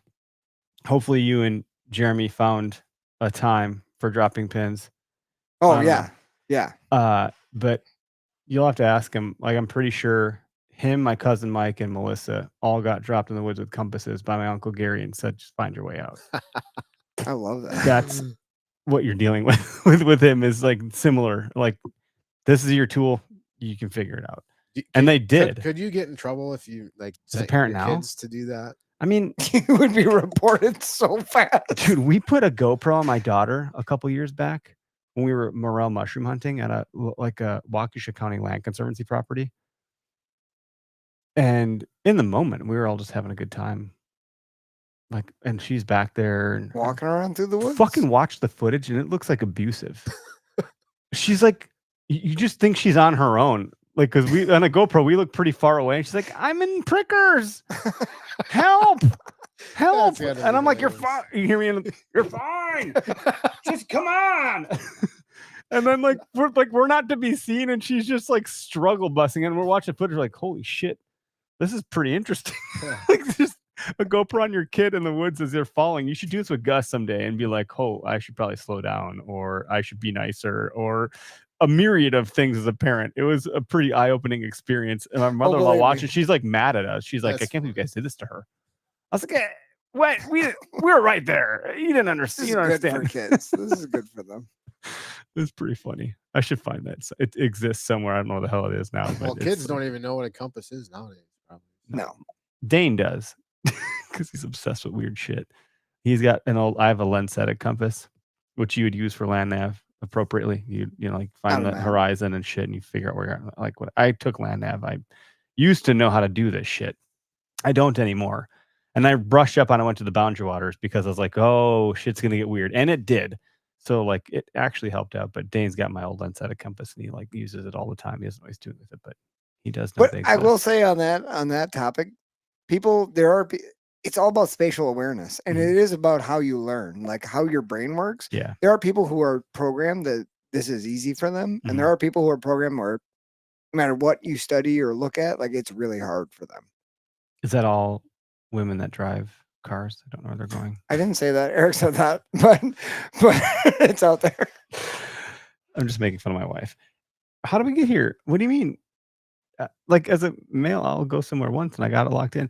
But you put me in a subdivision, I don't know how to get my way out. You put me inside of a hospital or a building, I have no idea what's happening. Labyrinth is what that is. Like, what's that show? It doesn't matter. There's some show where he's walking all these white halls all the damn time. Severance. Yeah, well, it's and I'm like, how the hell? But in the woods, I can figure it out. I know what you mean. You walk into a hospital and all of a sudden you don't know where. So if you're sitting in a chair, sir, like, do you need help? Yeah. Well, I kind of, if you think about it and you're like, man, I really don't know which way I'm facing right now, kind of screws with your head. Yes. A little bit. Yeah. And then you second guess yourself. As soon as you second guess yourself, game over. That yeah, it doesn't work. But the compass, you always know. Okay, well, I know the road is that way always. It's always north.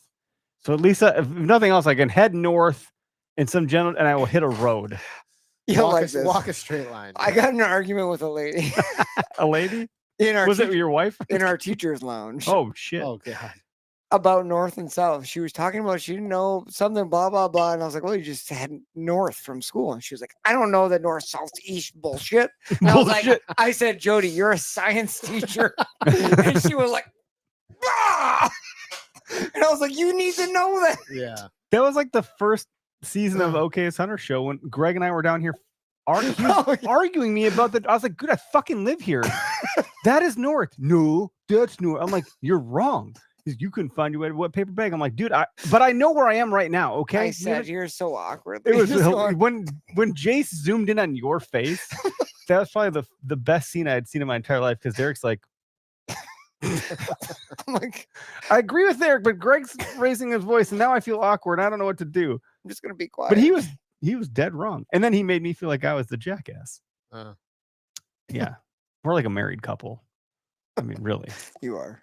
It's we bicker a lot, but north is that way. What do you feel most optimistic about this season coming up? Like, you got a bunch of trips planned. You just came back from Hawaii. What are you looking forward to the most? What's the one that like really gets you going? I'm hoping to draw a South Dakota tag. So I don't know if I will, but that would be it. And then that's good muley. for muley or I applied for the either or, Cool. any buck. yeah. So we'll see about that. But I really have a thing for Nebraska late season. I mean, I love bow hunting the most, but I just can't wait to get back out Heck into yeah. bigger country. It's just beautiful out there. That's cool. Do the whitetail? Where do the whitetail adrenaline guys hunt? Is it Nebraska? They hunt doing a all lot over. of Yeah, they but hunt a they're lot. doing a lot of that. Like when they're doing that army crawling bullshit and all the tan clothes with the spray paint. That's like, is that Nebraska? Kansas. I would say, It's a lot of yeah, I mean, Kansas too. Yeah, Kansas, Wyoming, Does look pretty South cool. Dakota. And I've seen like the hunting public, these vast trains, and I saw like all of a sudden like a river bottom, and it's like there's some trees, and that's where the whitetail are. Kind of how it is. I mean, like, As if I know what I'm talking about. yeah, I don't. I mean, they're gonna hang out where they're not, they're in a draw or a transition or a field edge or wood line, especially out there where if you're hunting egg field areas, they're gonna be in a little sliver of trees that you can't see from the road, so stuff like that. But when you get out into like open prairie stuff where it's like rolling hills, that's where that I love how those guys spray paint the light colors on their clothes because that's what works, man, out there. Yeah, you don't need camo. No, you got to look like the area you're hunting. Yeah, avoid shadows. That's cool. Those guys have been just a favorite of mine for several years for that reason. Absolutely, they just don't give a shit what anyone thinks. We talked about last week when Jared pissed his pants trying to shoot a buck. Like, dude, unfucking real. Yeah, I can't wait to see the next thing he was working. I just heard him. I think he shared some shit, and I was like, I can't wait. Yeah, God, it's awesome. It is insane the stuff that hunting season's going to be here real quick. It always is. Like I said something about velvet bucks, and because there's like these neighborhood deer that get pretty big, and my wife's like, "What'd you just say?" I'm like, "Whoa, oh, did you strike a chord?" Usually it's after like did you July. Strike a chord there? But no, we'll bring it. We'll bring it in here. We're looking at 3 months to opening bow season. So it's pretty much here. I'm not an early. As much as I love the concept of early season, I just never am an early season guy. Like I might get out once early season just to scratch the itch and be like, I hunted, it's here. And it almost never goes because I don't have inventory. I've not patterned anything. I'm just hunting on a hope and a prayer. I don't really know what's going on. And then the bugs get me and I'm like over it. And like the heat, I'm like, this is not what I fucking pictured. Yeah. I pictured beautiful fall colors and cold weather with an airplane, a bush plane flying overhead, that you hear in the distance. And that's what most people are waiting for. And that's why the opportunity is so great in the early season. If you have the time. Yeah. That's the best time to hop on a kayak and get out somewhere because if you fall in, you're not going to freeze to death. You'll feel good. No, it'll feel. And no matter where you get out, you're probably pretty close to deer because they want water too. If it's 90 degrees, out by water. That's early pretty season. fair. Find a tree from your kayak and just call it a day. Yeah. No, I'm of course looking forward to it. I'm not a huge Sitka fan per se. Like this is the OKS Hunter podcast. I understand who we are, and I should probably buy my shit from Walmart. But they have that Equinox Guard stuff that prevents ticks and mosquitoes. Like the fabric's woven so tight that a mosquito can't get through it. Really? And then it's got the permethrin baked in the fabric, which I know a lot of companies do that, but like you're not going to have to worry about ticks. So I have the pant and the hoodie. I hunted with the hoodie last year, early season, before I went on 2 vacations. And I was in about as marshy of an area as you can get. You understand because you helped me hang the trail camera right there. It felt like it seemed like I had a force field around me. The bugs they were just lingering nearby, but they wouldn't get on me. And I had 0 bites. That was a big deal for me. Like at that point, I'll pay anything to but I like, mean, your face though. I had like they had the mask and shit in the hood. Built into the hood. It was fabric. Dude, I was pretty impressed when I looked at it because bugs naturally like whatever blood. I paid type full price. am, I went to Whale Tails and bought it. Want it. They want it. It was special. Like, so I went to an old folks home the other day, and I I gave a talk about hunting to these older gentlemen. Wow, that's cool. This was the other day, and I brought up tote of all of the gear, like the Latitude Carbon Series speed sticks that are made out of plastic and carbon. It's like the stuff from aerospace. It doesn't weigh a thing. I brought some of the modern boots I got from Muck. I brought the Sitka stuff, and I brought a whole bunch of shit. The bow from Bear, all this shit, right? To just show like how it's progressed. And these guys were like, "So you're telling me that the mosquitoes won't bite?" I'm like, "I'm telling you, They hated the you when you mosquitoes lost. won't bite." I'm like, they can't get through the shit. And they're like, "This is insane."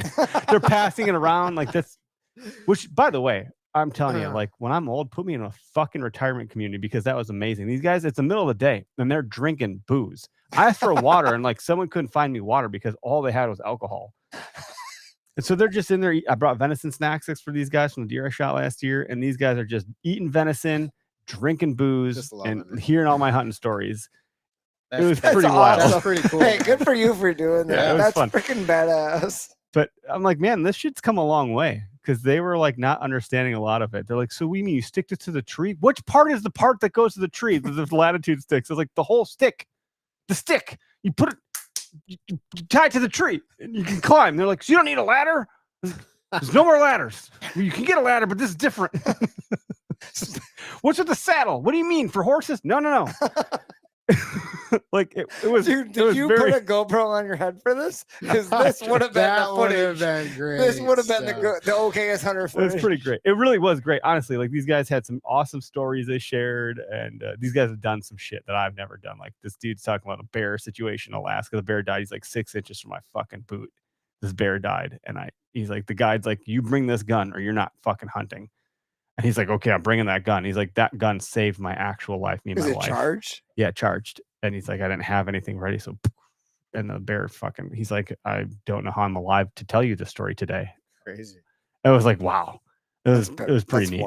Wild. Anyway, I don't know where that all came from. Early season shenanigans, enthused about it, man. No longbow from, is it a longbow or recurve that you're shooting? I'm hunting with a longbow, but I like I told you earlier, I really haven't had the time to practice. So unless I acquire a bunch of time, that Probably not gonna happen. Right? Bring your bow to the job site. Just a couple of I shots mean, at lunch. that would work. Honestly, You could just toss that dice out there. just keep let it rip. a little target. It's my lunch break. I got lots of land here to shoot. I mean, It's fine. mostly, I mean, I could shoot every day, but You're not guess Cam Haynes. It's okay. gotta try harder. Yeah. Oh, It's cool. Well, Foam Fest is still open for registration. That won't close until like the day of. You can come and pay cash. I don't recommend it. I recommend you get in early so you get the free t-shirt and tumblers.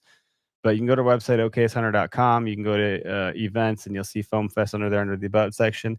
Our giveaway sweepstakes is launching on July 7th. You'll start to see some teasing stuff coming out with that. I feel weird talking about it because I can't let the cat out of the bag, but you're going to want to enter this. The only thing you need to do is share your email address and you get entered to win like more product and than what you need. what day is the shoot this year? The shoot is on August 9th. So it's 9th. earlier in August. It just had to do with what was available for the. I think it'll be better. That'll Fork in be the better. Marsh. I remember last year I wanted to go, and I went. It was to later in the month. Yeah. North Dakota. Yeah, So- open already or opening. It was that weekend of the opener. It'll Right, be good. so- They have a new. They got bought out by the landfill company, and so they took that money and they built a new facility not too far from where they were before. So same general area, but a different spot specifically for Hork and Marsh archers. But new state of the art indoor facility. So if it does rain, I think we'll be fine. If it doesn't rain, I think everything's gonna be amazing. So you go right. It's $50. It's $10 more than it was last year because of the free t-shirt and tumblers we're doing. We had to cover the cost to handle that. So if you register before July something, I forget the date, 20 something, you'll get a free t-shirt and tumbler. We do that with BHA Wisconsin chapter. They help 50-50 right down the middle with those guys because they help us with the raffle and the donations and all the conservation stuff. And if you have not gone on, or if you don't follow BHA, get on there soon because there's a whole bunch of public land. I probably need bills to in do the an Senate emergency that need episode to about be that. addressed, and they've got the whole. And Theodore Roosevelt Conservation Yep. also has it, where you can send out bulk email to your United States senators and Yeah, we tell won the last them, little bout, but please like stop selling public the lands. battle may have been won, but the war is not over. No. so to speak. So there's more work to do there for us public land Sorry, advocates. I No, had to I think do that should be its own episode. So yeah, Foam Fest is coming up. Sweepstakes are coming up. Onesies are available on the website for anybody you know having babies. If you're having a baby, these things are made out of bamboo. They're actually pretty incredible. They sold it at the trade show in the Dells in one day. Like they flew up because people could walk by and touch them. And they're like, oh my God, I have to have it. So you can't touch it when it's on the website, but just trust me, they're incredible. And we have new merch that'll be dropping soon. We're waiting for everything to arrive at our warehouse. So like once it all arrives, we'll put it up on the website. We have a whole bunch of new stuff coming that like we've never done before. So I'm pretty enthused about it. Hopefully it's received well and you guys appreciate it. But it's been a while since we dropped some new shit. So like it's gonna be a bit of a heyday when it all arrives. I think there's like some pallets showing up of stuff. So Pallets. hopefully people like it. I Pallets. don't know.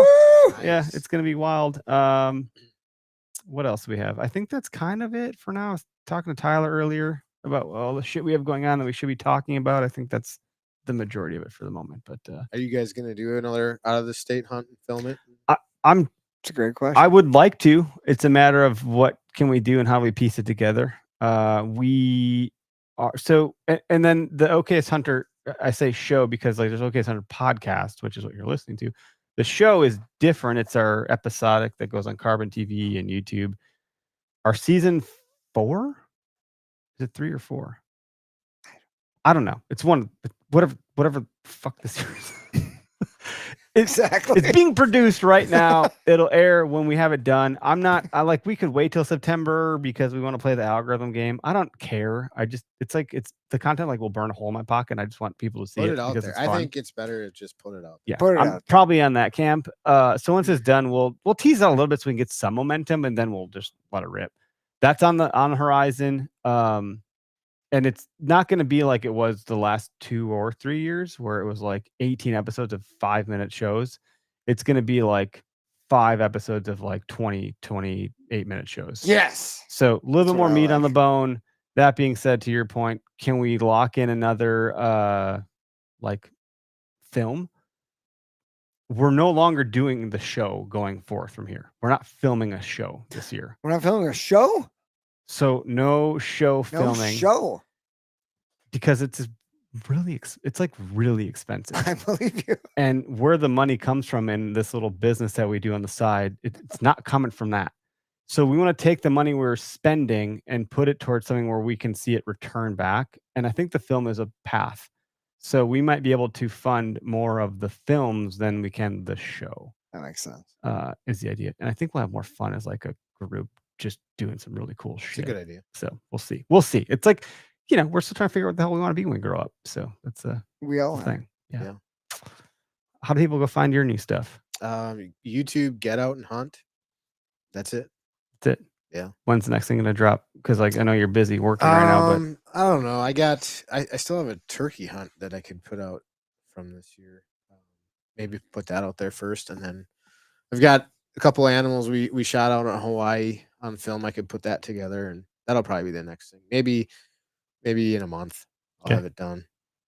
all right. Badass. Stand But by, we guys. got to hear a But little then bit of the story. Come fall, I always have more content and stuff that I put out. So Yeah. None of us are the hunting public, so like nothing happens real time. Those guys are a different category in their own, just right? nonstop. It's awesome. Which makes them very valuable. And like that's what We I love to love watch it. the Oh, most. We it's love it. great. Yeah. It's I wish we great. could be as cool as those guys.